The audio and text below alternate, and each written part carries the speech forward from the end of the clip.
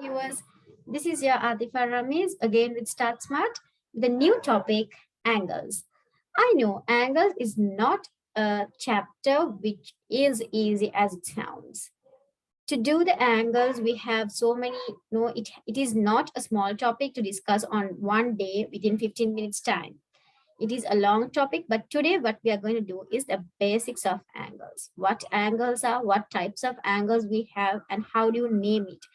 And how do you use a protractor? These are the basic things what we are going to do today. So I hope that you're ready with to start the lesson.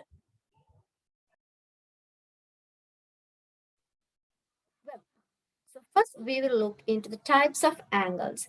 There are four types of angles. The first one is a right angle. I hope that you all have heard about right angle. Right angle usually has an L shape. L shape in sense all of you, we know the L, how we write L. So any side of an L is a right angle. It can be any side, but it has to be an L shape for it to become a right angle. And also it has to have 90 degrees. So right angle is usually 90 degrees. Keep it in mind. It never changes. So now the third point, what I have given you here is just a reminder for you that a clock has four right angles, or even you can say a whole circle has four right angles. That's just for you to remember. When it's needed, you can apply to this. So next type of angle is the acute angle.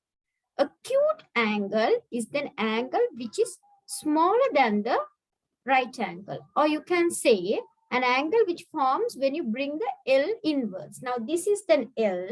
When you bring the L inwards, when you close. So it is called, the angle is called acute angle. So this is usually less than 90. Of course, it is a general thing that, you know, if it is this is 90, and if you bring it closer, if you close it, if you make it small, it will anyway become less than 90 degrees. And next, we'll talk about obtuse angle. Obtuse angle is the angle which you form when you bring the L outwards. We'll start with an L again. When you open it up or when you bring it outwards, the angle which forms then, it's called an obtuse angle. So this is definitely more than 90 degrees, but it is less than 180 degrees. So we'll see this in detail when we learn about degrees. The last one is reflex angle. So children, you have to be very careful about this reflex angle. Reflex angle is not just one type of angle. It includes in all the above angles what I have given you. That is, now for an example, if you take the right angle, the inside part is called the right angle. So the outer part of it is called reflex angle. The outer part of it is called reflex angle. Same thing applies to the acute angle.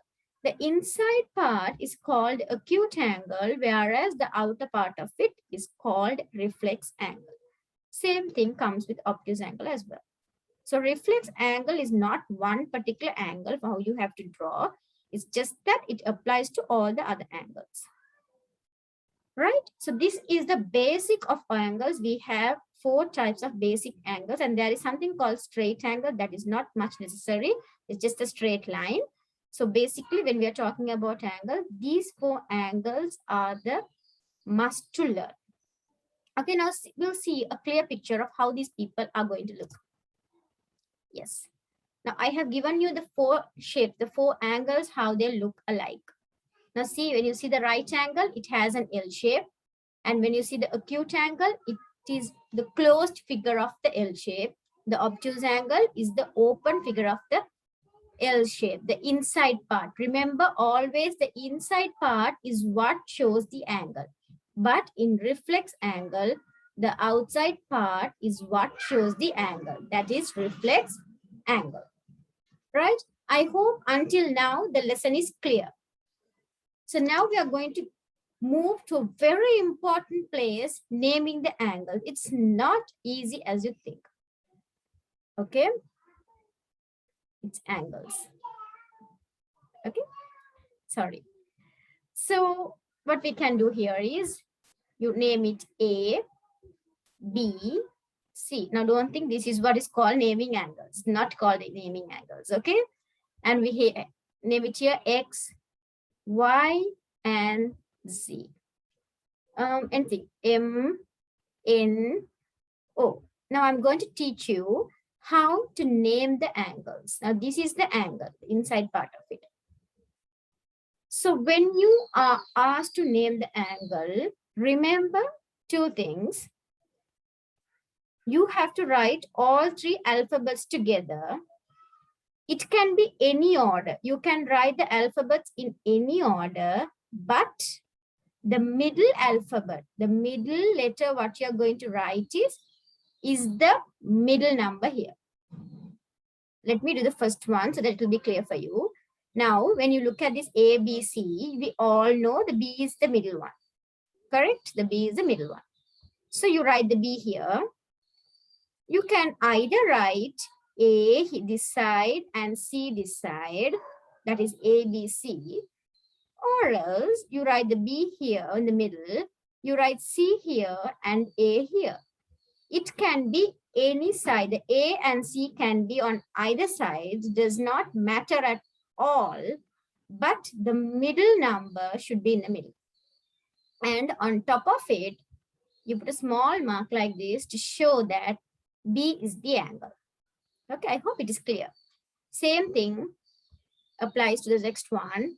X, Y, Z. The Y should be in the middle. X and Z can be on either side. It can be on any side, but Y has to be in the middle. That's the must. Right? So accordingly, you can do the rest. Now we'll move to the next one. Very important thing what I'm going to tell you now. A protractor. Now you see the screen. This is how a protractor looks like.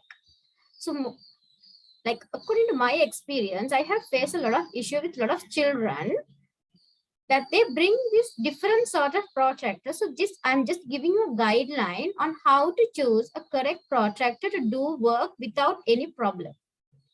Now, I'm not marketing anything here. I'm not telling, okay, this brand is good and this brand is good. But there are three types of protractors in the market. When you're choosing the correct one, please consider these elements.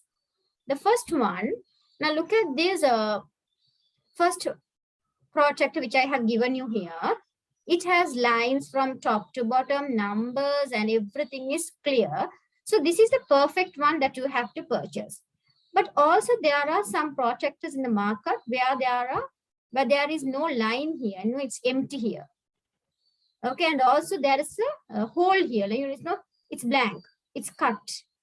Okay, now these things, it's not that you cannot use that, but if you are a beginner, for using the protractor, please avoid it. Please avoid these two kinds of protractors, the second and the third. Please avoid. Even if you have it now in your instrumental box, it doesn't matter. Put it away and get a new one, one which looks like this. It will help you. It will definitely help you. And especially there are some protractors where there is a small hole made here for the center. It is specified. So that's even better. If you can get that, it's even better. So this is just a guideline how to show you how to choose a correct protractor for a beginner. If you're an expert, it's a different story. But if you're a beginner, please choose the correct one. That's very important. Okay. So now next we are going to see what this protractor and what does it tell, how to read this. No, it just looks like a semicircle, and what is it with all these numbers? There are two number lines and it's really confusing. So that's what we are going to see next, how to read a protractor. So when you take a protractor, there are certain things that you have to know about the protractor. The first thing is the center. The first and the foremost thing is the center.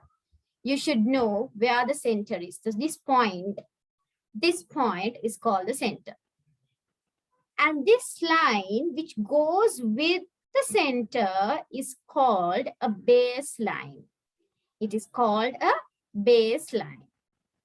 And you have two number lines which starts from left to right and right to left. So middle is always 90. So here it starts from 0 to 180. From right to left, it's 0 to 180. Each face has 10 gaps, 10 units gap. So it goes as 10, 20, 30, 40. Okay. These are the basic, very basic things you should know about a protractor. Number one, the middle point of it is called center, and the line which goes with the center is called a baseline. So the next video is going to be how you draw an angle using a protractor. Also, how you measure an angle using a protractor. So it's going to be a very important video next time. So please look forward for the video. Please go through this video completely and get the idea of what is an angle, and please see how to name an angle. That's really important, and the basics of the protractor. So see you soon in another video. Thank you so much for watching.